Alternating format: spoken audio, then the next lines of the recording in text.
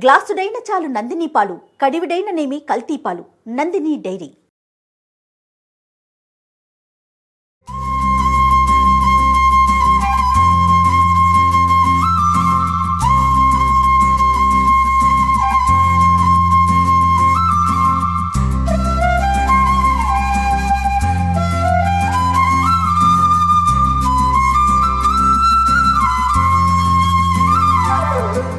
రమ్మగారు సంక్రాంతి అనగానే ఫస్ట్ పిండి వంటలో మనకి అరిసెలే గుర్తొస్తాయి కదండి. అందుకని చెప్పి మిమ్మల్ని కష్టపెట్టి పొలాలు పోయి అరేంజ్ చేసి ఓకే అరిసెల కోసం మొత్తం పిండి అంతా రెడీ చేయించానండి నేను. Very good. అరిసెలు నేతి అరిసెలు అయితే ఎంత బాగుంటాయి రమ్మగారు. చాలా బాగుంటాయి కానీ మొత్తం నెయ్యి కాకుండా కొంచెం ఎక్కువ భాగం నెయ్యి కొంచెం నూనె వేస్తే ఇంకా చాలా బాగుంటాయి. నందిని మిల్క్ వాళ్ళది ఓకే ప్యూర్ కౌ గీ రమ్మగారు. ఆవు నెయ్యి. ఆవు నెయ్యి రమ్మగారు మీకు చాలా ఇష్టం. నెయ్యికి మీకు విడదీయరాని బంధం అనమాట రమ్మగారికి నెయ్యికి. సో మీకోసం అని చెప్పి నేను నెయ్యి తీసుకొచ్చాను. నెయ్యి అరిసెలు చేయబోతున్నాం మనము. ఓకే ఓకే నేను హసన్ వెళ్ళి చేసి వచ్చాను కదా, నందిని మిల్క్ యూనిట్ మొత్తం చూసి వచ్చాను కదా. ఆ ప్రాసెస్ అదంతా చూస్తే అబ్బా అబ్బా ఎంత బాగుందంటే, ఎంత ప్యూరిటీ, ఎంత హైజీన్ మెయింటైన్ చేస్తున్నారో రమ్మగారు. మనుషులు ముట్టుకోకుండా చేస్తున్నారు. అస్సలు ఎక్కడ హ్యాండ్ అనేది పడదండి. మరి వేసేనా నెయ్యి? వేసి జాగ్రత్తగా పట్టుకో. ఆవు నెయ్యి ఒక డిఫరెంట్ వాసన వస్తుంది కదా. అవునండి వాసన బాగుంది, కలర్ కూడా ఈవెన్ ఎల్లోగా ఉంది కదా. అవునవును. ఆవు నెయ్యి అనేది ఒక భావన కదండి మనకి కదా. ఆ స్వచ్ఛత, ప్యూరిటీ అండ్ స్వచ్ఛత అనేసరికి మనసు అట్లా లాగుతూ ఉంటుంది. అవును. ఇక్కడ విరివిగా దొరుకుతుందా మనకి? ఇక్కడ కూడా మనకి అన్ని షాప్స్ లో దొరుకుతుంది, ఆన్లైన్ లో అవైలబుల్ గా ఉంది.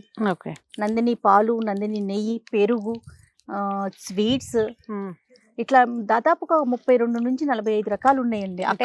అక్కడైతే ఇక్కడ బహుశా అన్ని లేకపోయి ఉండొచ్చు కానీ పాలు మాత్రం చాలా బాగా, పాలు పెరుగు ఇవన్నీ బాగా దొరుకుతున్నాయి. నెయ్యి కూడా, నెయ్యి చాలా బాగుంది, వాసన బాగుంది.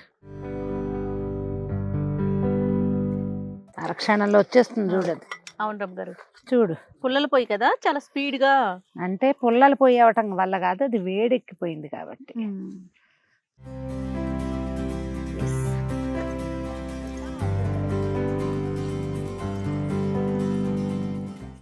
దీనికి ఒక 4-5 చుట్టూతా కూర్చుని, అవును రమ్మగారు, ఒకళ్ళు నొక్కేవాళ్ళు, ఒకళ్ళు వేసేవాళ్ళు. అవును.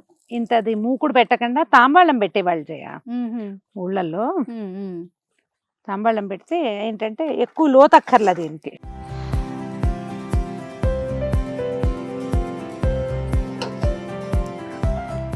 క్షణాల్లో ఇది గారెలకు సరిపడే పాళ్ళం ఉంది ఇది. రమ్మగారు ప్రాక్టీస్ లేనట్టుంది కదా మీకు కూడా. చిన్నప్పుడు ఎప్పుడైనా చూసారా ఇట్లా? చిన్నప్పుడా? ఏమిటి, సుమన్ టీవీలోనే 3 సార్లు చేయించి అలా అడుగుతావా జయ? రమ్మగారు ఇది నేను అడిగేది పుల్లల పొయ్యి మీద. పొయ్యి గురించి ప్రాక్టీస్ లేదని మిమ్మల్ని అంటానికి నాకు ధైర్యం ఉందా అసలు? నేను అనేది అరిసెల గురించి కాదండి. పొయ్యి గురించి. పొయ్యి వంట చేసేవాళ్ళు కానీ పిండి వంటలప్పుడు నాకు వంట చేసే వయసు వచ్చే నాటికి నన్ను అప్పటికి ఇవి మానేశారు మా వాళ్ళు. అదేలేండి. కొంచెం నేను ఎక్కడ చూసేదానంటే మా ఊళ్ళో పాలేళ్ళ ఇళ్ల దగ్గర సామూహికంగా చేసేవాళ్ళు అరిసెలు. ఓకే. మాకు ఒక చాకలు ఉండేది అంకమ్మ. నేను ఎప్పుడు చెప్తాను, నాకు నీళ్ళు పోసిన అంకమ్మ మా పిల్లల్ని ఒకసారి ఫోటో చూపించండి. అంకమ్మ ఫోటో లేదు. అంకమ్మ చాలా బాగా చేసేది ఇవి అరిసెలు. ప్రతి ఇంట్లో ఇక్కడ ఎవరిదైనా పిల్లలకు నీళ్ళు పోసే పని ఉన్నా సరే పరిగా ఎత్తుకుంటూ వెళ్ళిపోయేది. అరిసెల పాకం ఉంది, వాళ్ళ ఇంట్లో ఉంది, వీళ్ళ ఇంట్లో ఉంది అని అంకమ్మే ఎక్కువగా అందరి ఇళ్లలో పాకం పట్టడానికి వెళ్ళేది. వాళ్ళు చేసేటప్పుడు నేను ఈ పొయ్యి దగ్గర ఆ తాంబూలం పెడతారనేది కూడా నేను వాళ్ళ దగ్గర చూసిందే. ఇప్పుడు మూకిడి కాకుండా తాంబూలం పెడతారండి. పెద్ద పళ్ళేలు పెడతారు. పళ్ళెం పెడితే ఇత్తడి పళ్ళేలు పెద్ద పెద్దవి పెడితే ఒక 3 ఏమో కూర్చునేవాళ్ళు. నీకు రోజువారీ పొయ్యి అలవాటు ఉన్న వాళ్ళు ఈ వేడి పట్టగలుగుతారు. అవును. ఇప్పుడు నేను చపాతీలు చేసినప్పుడు చేత్తో తీస్తానా, నువ్వు ప్రతిసారి అరిచి కేకలు పెడతావు, అమ్మో అమ్మో అంటానా. అది అలవాటు అయిన వాళ్ళు ఏం చేస్తారు, ఈజీ కదా. అవునవును. నాకు ఈ నీళ్ల పొయ్యి అలవాటు ఉంది బాగా. చలికాలం అంతా పొయ్యి వెలిగించుకోవటం మామూలుగా మా ఇంట్లో నీళ్ళ పొయ్యి. పొయ్యి దగ్గర కూర్చుని చలికాగే అలవాటు ఉంది నాకు. కానీ ఆ స్టవ్ల దగ్గర ఎప్పుడు చేసేది ఇది కొంచెం కొత్తగా అనిపిస్తుందా లేదా? తిట్టుకుంటున్నారా నన్ను? అంటే ఇది ఎవరైనా సహాయం చేస్తే ఎందుకు బాగుండవు, ఇలాంటి పనులు గొప్ప సరదాగా ఉంటాయి. అది మనమే చేయాలంటే కాస్త కష్టం కానీ చేస్తూ ఉంటే అవును అవును వస్తూ ఉంటాయి అంతే. ఇప్పుడు ముగ్గురు ఉన్నారనుకో, ఇలాంటివి ఇద్దరు ముగ్గురు రెండు పక్కల నుంచి తీస్తే అవును అవును ఎక్కువ ఎక్కువ వేయగలుగుతాం. మనం ఇప్పుడు 1-2 వేస్తున్నాం కదా. అవును. చూడు ఇంత మంటకి 2 వేసేసేయచ్చు. 2 తీసే పంతనం మనకి ఉండాలిగా. అంతేగా. మీరు చేస్తారండి అరిసెలు ఇంట్లో? సంక్రాంతికి మెయిన్ కొత్త బియ్యం ఉన్నప్పుడు చేసుకుంటే బాగుంటాయి కదా. అవునవునవును. సంక్రాంతికి చేస్తాము. నేను పాకం పట్టి ఉంచుకుని తర్వాత 10 రోజులు పోయాక కూడా చేసుకుంటాను. ఓ, ఈ సంవత్సరం పంచదార అరిసెలు చేద్దాం అనుకుంటున్నాను. బెల్లం అరిసెలు కొంచెం సాగుతాయిగా. అవునవును. పంచదార అరిసెలు పళక్కమని విరుగుతాయి. అవును. నాకు ఆ పళక్ ఇష్టం. ఎక్కువ చేయము, కొంచెం చేస్తాం 2 రోజులు తినడానికి. ఇంకంతా నిలవ ఉంటే ముక్క చెక్క అయిపోతూ ఉంటాయి అవి. అవును.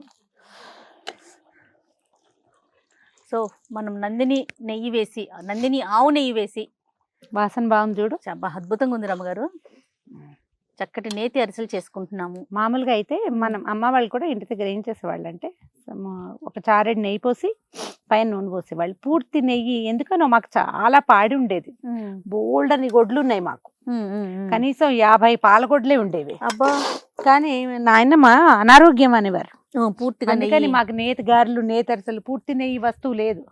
అన్నాల్లో భోజనం చేసేటప్పుడు వేసుకోవటమే తప్ప కాగిన నెయ్యి అరుగుదలకి రాదని ఒక నమ్మకం. అదే పెద్దవాళ్ళకి అట్లా ఉంటుంది కదా. అవునవును.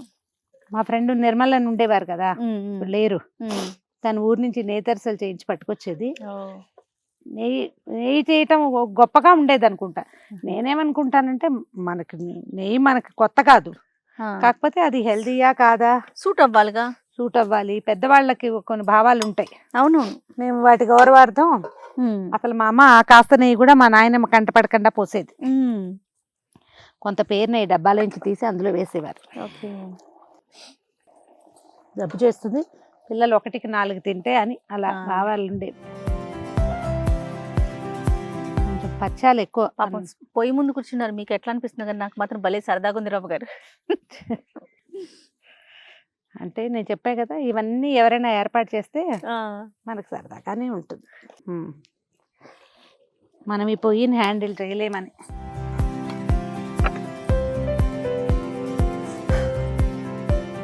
రమ్మగారు అరిసెలు ఇంకేం చేస్తామండి? అరిసెలు అయితే నాకు తెలుసు బాగా. తెలంగాణలో సకినాలు చేస్తారు. మనమేమో చక్రాలు, చెక్కలు, జంతికలు, చెక్కలు, చేగోడీలు. అవునండి. ఒక 2-3 కలిసి చక్కగా, మరి ఇలా పొయ్యి అంటే పెట్టుకోలేకపోతాం కానీ చిన్న స్టవ్లు వస్తాయి కదా రమ్మగారు, సింగిల్ స్టవ్లు, అవైతే కూర్చొని చేసుకోవచ్చు కదా. చక్కగా నేల మీద పెట్టుకోవటం హాయిగా చేసుకోవచ్చు. రమ్మగారు అరిసెలు ఇష్టమా మీకు కొబ్బరి బూరెలు ఇష్టమా? అసలు కొబ్బరి బూరెలు పెద్ద నచ్చవు చేయను. అవునా? తూచి రమ్మగారు, నాకు ఎంత ఇష్టం కొబ్బరి బూరెలు అరిసెల కన్నా. నాకు అరిసె ఇష్టం. కొబ్బరి బూర అంటే కొంచెం మెత్తగా అట్లా అనిపిస్తుంది, అదొక ఫీల్. అంటే కొబ్బరి బూరలో ఒక ఖాళీ వస్తుంది చూడు, హాలో, అదేమిటో ఎక్కదు చేయాలి. అట్లా రాదు గారు, అట్లా రాదండి. ఏమో మరి ఇట్లా అయితే బొంగలాగా వస్తుంది కదా అది. ఆ బొంగలో లోపల గ్యాప్ వస్తుంది. ఏమో మరి అమ్మ చేస్తారు కదా, అస్సలు రాదండి. ఏమో ఈసారి తీసుకొస్తాను ఆగండి నేను. మా ఇంట్లో మా కొబ్బరి బూరెలు పెద్దగా తెలీదు. మా విద్యక్కయ్య మున్సిపల్ స్కూల్లో జాయిన్ అయ్యాక అక్కడ ఫ్రెండ్స్ క్రిస్మస్ కి చేస్తారు జయ మా వైపు. ఎందుకనో అలాగా తెలీదు, కానీ అక్కడ వాళ్ళ దగ్గర చూసి తర్వాత విద్యక్కయ్య చేసేది. కానీ ఏమిటో నాకు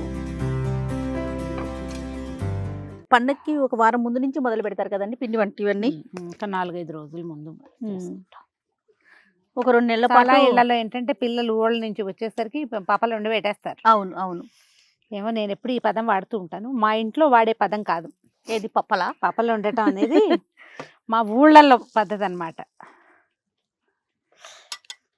మేము పిండి వంటలు చేయటం అంటాం, అసలు వండటం అన్న మాటే రాదు. పిండి వంట చేయటం. నువ్వు హసన్ వెళ్ళేవి 3 రోజులు ఉన్నావు కదా. అవును రమ్మగారు. నందిని వాళ్ళు 3-4 నెలల నుంచి నేను హసన్ వెళ్తాను చెప్తూనే ఉన్నావు. మొత్తానికి డిసెంబర్లో వెళ్ళినట్టున్నావు. అవును రమ్మగారు. ఎలా ఉంది జయ ఫ్యాక్టరీ చూస్తే ఎక్స్పీరియన్స్? నేను ఇక్కడ చాలా అంటే నార్మల్ గా ఊహించుకున్నాను, నేను ఎప్పుడు చూడలేదు రమ్మగారు. మా ఆయన ఎప్పుడు చెప్తాను, నేను పాల్ ఫ్యాక్టరీ చూసాను, విజయవాడలో పాల్ ఫ్యాక్టరీ చూసానని. నేను ఎప్పుడు చూడలా, అంత ఊహించుకోవాలా. అది ఫ్యాక్టరీ కాదండి, ఇండస్ట్రీ. బా. లక్షల టన్నులు రమ్మగారు. నేను అసలు ఇక్కడ ఇది మాట్లాడాలి అది మాట్లాడాలి, ఇన్ని డ్రెస్సులు అన్ని డ్రెస్సులు మేకప్ కిట్లు ఎన్నో వేసుకెళ్ళిపోయా. నోరు ఇప్పటాకు లేదు రమ్మగారు. ఎందుకో తెలుసా, ఏది ఆపటాకు లేదు, ఏ మిషనరీ. అన్ని లక్షల టన్నుల్లో అక్కడ ఇదవుతోంది అనమాట. అంటే మనం ఏది ఆపినా ప్రొడక్షన్ ఆగిపోతుంది. అదే మొత్తం చూసొచ్చాను. నాకు బాగా నచ్చింది హైజీన్ అండి. ఎంత క్లీన్ గా ఉందంటే బాబా మాటల్లో చెప్పలేం. నీకు అలాంటివి లేకపోతే ఒక రాష్ట్రం తాలూకు పూర్తి రాష్ట్రం తాలూకు నమ్మకాన్ని ఎట్లా గెలుపొందుతారు? రైతుల దగ్గర నుంచి నేను రైతులతో కూడా వెళ్ళి మాట్లాడొచ్చాను. రైతుల దగ్గరికి వెళ్ళాను, పాల కేంద్రానికి వెళ్ళాను. చక్కగా రైతులందరూ ప్రతి ఇంట్లో పాడి అండి. నాకైతే నిజంగా ఒక ఈర్ష్య కూడా వచ్చింది రమ్మగారు. మనకి ఇక్కడ అట్లా లేదు కదా. అంటే రైతులకి ఎంత ఎంకరేజ్మెంట్ కదా, పాడి పంట కదా రమ్మగారు. ప్రతి ఒక్కరికి అన్ని రకాలుగా సమృద్ధిగా ఉంటది కదా. నిజంగా అలాంటి అవకాశమే ఉన్నట్లయితే గవర్నమెంట్ భలే ప్రోత్సాహం అందిస్తుందండి అక్కడ. కర్ణాటక గవర్నమెంట్ ప్రతి ఇంట్లో ఆవులు, వాళ్ళకి సబ్సిడీలు, రకరకాల ప్రోత్సాహకాలు, ఆ పాలని వీళ్ళే కొనటం మనకు కూడా ఉంది. మనకి ఉంది కానీ అంత ప్రోత్సాహకం మరి ఎంతవరకు ఉందో నాకు తెలీదు. దానితో నందిని అనేసరికి తిరుమల తిరుపతి దేవస్థానంలో వాడుతున్నారు కదండి. కొన్ని సంవత్సరాల నుంచి తిరుమల తిరుపతిలో నందిని నెయ్యినే వాడుతున్నారంటే మనం దాని యొక్క స్వచ్ఛత గాని క్వాలిటీని మనం ఇంకా అసలు మాటలో ఇంకా ప్రత్యేకించి ఇంకేం మాట్లాడుకోకర్లా. దాని గురించి అదొకటి చెప్తే చాలు, సరిపోతుంది. స్వామివారికి సమర్పిస్తున్న నెయ్యి అంతే. చాలా బాగుందండి ఎక్స్పీరియన్స్ అయితే. అక్కడ మనుషులు కానీ వాళ్ళు పనిచేసే విధానం కానీ ఎక్కడ చెయ్యి తగలట్లేదు రమ్మగారు. అదే ఆవు దగ్గర నుంచి మెషినరీ పూర్తిగా ఆవు దగ్గర తీసిన దగ్గర నుంచి మిల్కింగ్ మెషిన్స్ అంటావా? మిషనే పెడుతున్నారండి, అట్లా చేత్తో తీయట్లేదు, మిషన్సే పెట్టేస్తున్నారు. ఫైనల్లీ సక్సెస్ఫుల్ గా నందిని నెయ్యితో సంక్రాంతి అరిసెలు మనం కంప్లీట్ చేసేసుకున్నాం. ఏం రమ్మగారు? అవుతూ ఉంటాయి. కంప్లీట్ కాదు, అవుతోంది, జరుగుతోంది ప్రాసెస్. మరి ఇంకా ముగిద్దాం. టైం కూడా అయిపోతుంది కాబట్టి ఇది కూడా వేసి సో ప్రేక్షకులకి ఏమైనా చెప్తారా ఒక్కసారి? చక్కగా అరిసెలు ఉంచుకోండి హెల్తీగా. నెయ్యి కూడా వేయాలంటే నందిని నెయ్యే వాడుకోండి. స్వచ్ఛమైన ఆవు నెయ్యితో చేసిన అరిసెలు ఎవరికైనా పంపించడానికి బాగుంటాయి, మనం తినడానికి బాగుంటాయి. ఆరోగ్యానికి ఆరోగ్యం. అంత పూర్తి స్థాయి నెయ్యి వద్దనుకుంటే మేము చేసినట్టుగా కొంచెం నూనె, కొంచెం నెయ్యి వాడుకోండి. మరొకసారి సుమన్ టీవీ ప్రేక్షకులందరికీ సంక్రాంతి శుభాకాంక్షలు.